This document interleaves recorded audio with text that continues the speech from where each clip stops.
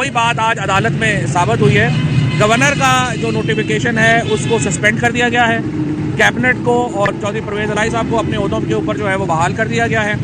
और मैं ये समझता हूँ कि जो फैसला है उसकी हद तक तो बिल्कुल सही है। अंडरटेकिंग जो अदालत ने कही कि अगली तारीख तक हमें अंडरटेकिंग दे के आप असम्बलियाँ डिसॉल्व नहीं करेंगे, वो टेक्निकल इशू है, उसके ऊपर हमें असूली तौर के ऊपर तो हमसे अंडरटेकिंग नहीं बनती थी। क्योंकि देखें हो ये रहा है, मामला क्या है, मामला ये है कि गवर्नर स्पीकर को कह रहा है कि आप सेशन बुलाएं और चीफ मिनिस्टर उससे एतमाद का वोट लें।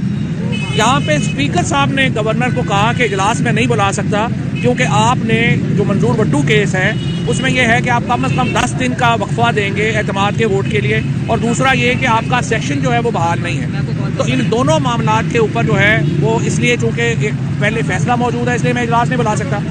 स्पीकर ने जब इजलास नहीं बुलाया तो चीफ मिनिस्टर कैसे एतमाद का वोट लेता? तो जो ये ऐसे ही है कि जैसे वो छोटे बच्चे में जो वालदा जो है वो टीचर को मिली और उसने कहा कि ये अगर मेरा बच्चा कोई शरारत करे तो साथ वाले को थप्पड़ लगा दीजिएगा, वो बच्चा शरारत नहीं करेगा। यही जो है वो गवर्नर का और ये हुआ। फिर मैं आपको बताऊं कि 12:30-1 बजे तक जो चीफ सेक्रेटरी साहब हैं वो क्लियर थे कि ये नोटिफिकेशन नहीं हो सकता।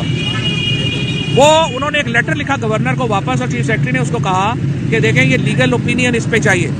और बड़ा interestingly legal opinion rules of business में जब चाहिए होती है तो आप किससे लेते हैं? आप या लॉ मिनिस्ट्री से लेते हैं या एडवोकेट जनरल ऑफिस से लेते हैं। जो गवर्नर साहब हैं उन्होंने अपने वकला से एक लीगल ओपिनियन बनवाई और बनवा के चीफ सेक्रेटरी को भेज दी। और चीफ सेक्रेटरी साहब बेचारे पता नहीं अब तफसीलात आ जाएंगी, पाकिस्तान में कहाँ रुकती है तफसीलात। जिस तरीके से उनसे साइन कराए गए उनको उनके ऑफिस में कहा जा रहा है कि बंद ही कर दिया गया।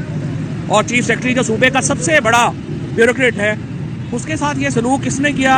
चीफ सेक्रेटरी साहब को उम्मीद है कि वो आएंगे, बताएंगे कि क्या हुआ, कैसे हुआ और क्या क्यों किसने उन्हें मजबूर किया कि वो ये नोटिफिकेशन जारी करें कि परवेज़ इलाही वज़ीर आला नहीं रहे। और बड़ी बदकिस्मती है पाकिस्तान में, आइन जो है वो कहीं पीछे रह गया है। Might is right.